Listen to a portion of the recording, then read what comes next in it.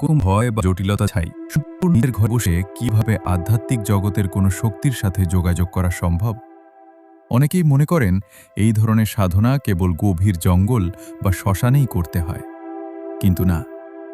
আজ গুপ্ত সাধনার পথ চ্যানেলে আমি আপনাদের এমন একটি গোপন ও সহজ নিয়মের কথা বলবো, যা আপনারা ঘরে বসেই করতে পারবেন।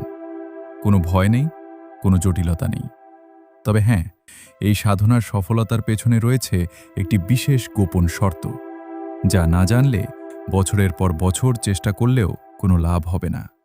তাই ভিডিওটি একদম শেষ পর্যন্ত মনোযোগ দিয়ে দেখুন। যে কোনো আধ্যাত্মিক কাজে সফল হতে গেলে নিজের ভেতরের শক্তিকে জাগ্রত করা সবার আগে প্রয়োজন। পরিসাধনা বা যে কোনো সূক্ষ্ম শক্তির মুখোমুখি হতে গেলে আপনার আত্মার শক্তি বা রুহানি শক্তি থাকা আবশ্যক। আপনি যদি মানসিকভাবে দুর্বল হন, তবে সাধনায় মনঃসংযোগ করা সম্ভব নয়। তাই এই সাধনার মূল নিয়মে যাওয়ার আগে আপনাকে নিজেকে তৈরি করতে হবে। মনে রাখবেন, তাড়াহুড়ো করে কখনো এই জগতে সফলতা আসে না। এবার চলুন জেনে নেওয়া যাক এই সাধনার সেই বিশেষ এবং গোপন নিয়মটি কি। এই সাধনাটি অত্যন্ত সহজ এবং ঘরে বসেই করা যায়। এর জন্য আপনাকে নিচে দেওয়া নিয়মগুলো কঠোরভাবে পালন করতে হবে। প্রথম শর্ত ও পূর্ব প্রস্তুতি। এই সাধনাটি শুরু করার আগে আপনাকে কমপক্ষে ৩ মাস রুহানি শক্তির আমল করতে হবে। এটি আপনার ভেতরের আত্মিক শক্তিকে বহুগুণ বাড়িয়ে দেবে।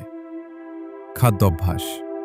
সাধনা চলাকালীন সময়ে কোনো রকমের দুর্গন্ধযুক্ত খাবার যেমন পেঁয়াজ, রসুন বা এই জাতীয় জিনিস খাওয়া সম্পূর্ণ নিষেধ।